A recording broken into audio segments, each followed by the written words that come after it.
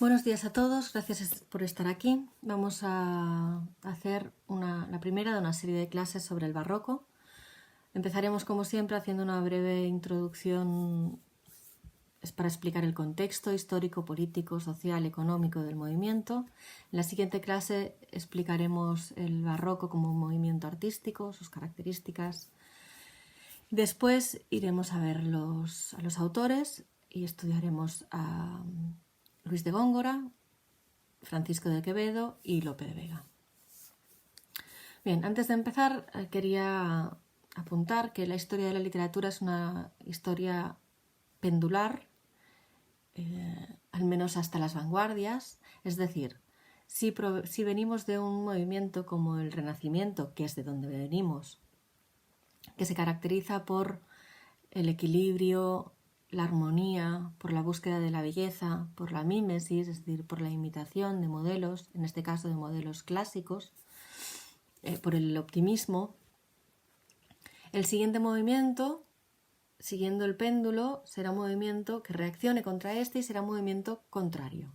Es decir, estaremos ante un movimiento que gusta de romper el equilibrio, que no busca la armonía, que combina la belleza con el feísmo, que es un movimiento pesimista.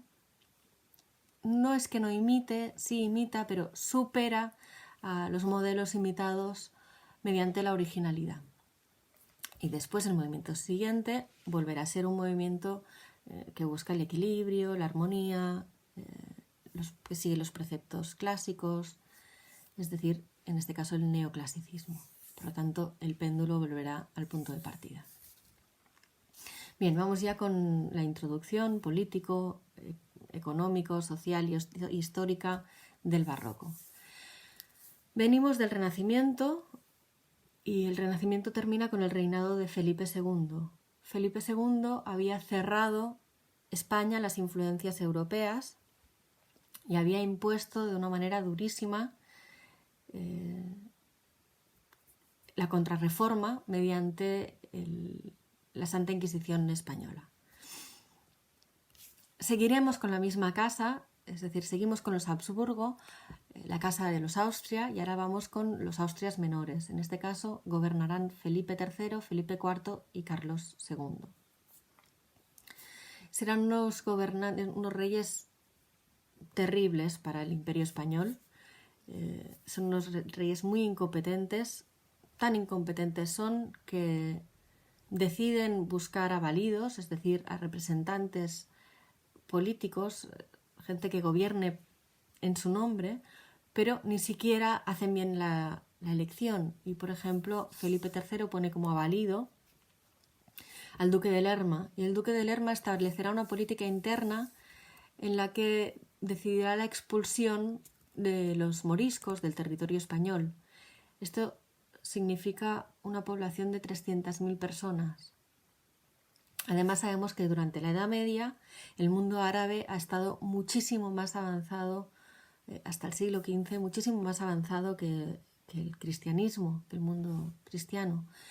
Y tendrán muchísimos más conocimientos a todos los niveles, filosóficos, científicos, técnicos. Y uno de los conocimientos que tendrán, una de las técnicas que dominarán muy bien, es la canalización, aprovechamiento, reutilización del agua.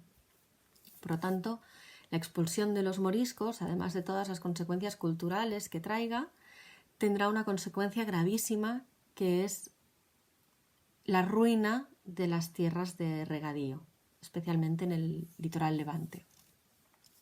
Por lo tanto, crea una crisis agraria. Fomenta también una crisis demográfica, que después veremos que es intensa en esta época, aunque este no es el único motivo, pero fomenta también una crisis demográfica al perder 300.000 habitantes de golpe.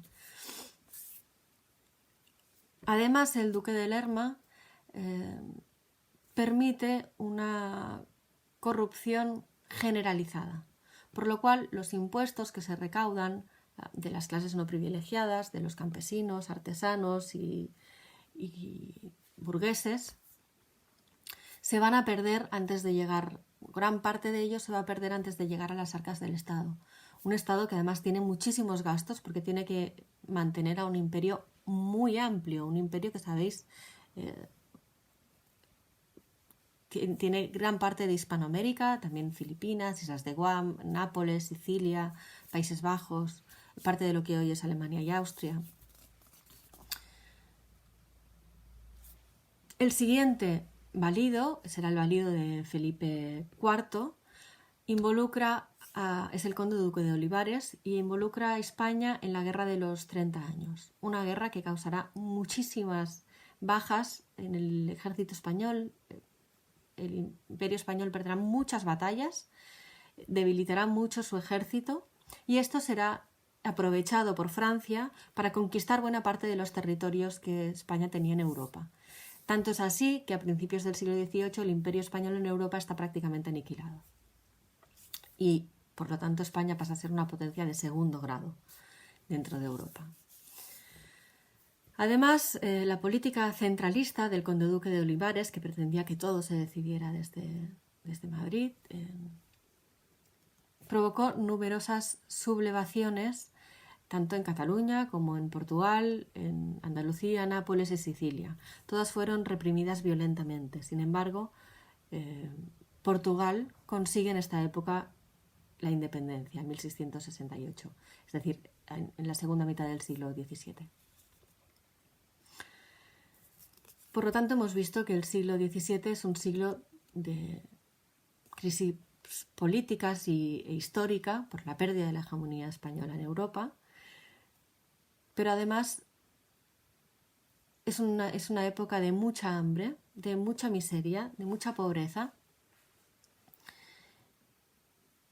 En las ciudades se ven colapsadas porque hay un gran éxodo rural, los campesinos se ven obligados a emigrar a las ciudades en busca de una vida mejor. Sin embargo, no es lo que van a encontrar ahí.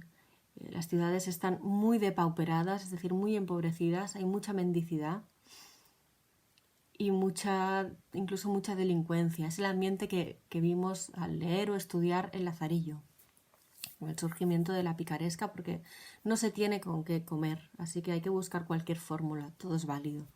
Hay muy poca movilidad social, ese es uno de los graves problemas. La burguesía tiene muy pocas oportunidades de prosperar, no solo por cuestiones económicas, sino también de moral, también de costumbres, de mentalidad.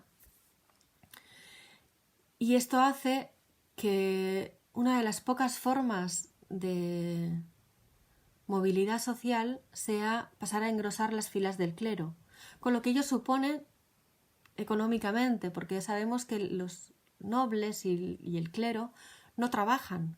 Entonces, los campesinos, artesanos y burgueses les tienen que mantener. En esta época pensemos que debido tanto a la falta de movilidad social como al fervor religioso fomentado por la Contrarreforma y la aparición de los místicos y ascéticos, por lo tanto, de este clima de fervor religioso, hacen que se llegue a duplicar el número de eclesiásticos en España.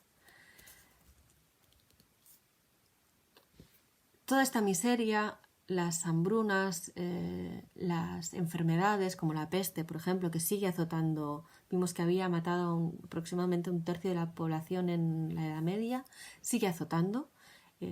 Por lo tanto, las hambrunas, la peste, las muertes por los continuos conflictos, por las guerras y la miseria del campo hacen que haya mucha mortalidad y por lo tanto tenemos también una crisis demográfica, a la cual ayuda además la expulsión de los moriscos.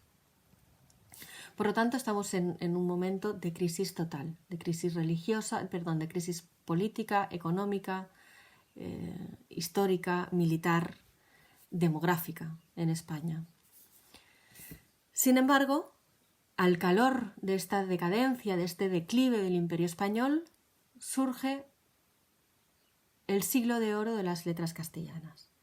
Es decir, en esta época florece la literatura española como no volverá a florecer hasta la generación del 27, ya en el siglo XX. Bien, hasta aquí la contextualización del movimiento y en la siguiente clase nos vemos para estudiar las características artísticas del barroco. Muchas gracias por estar aquí.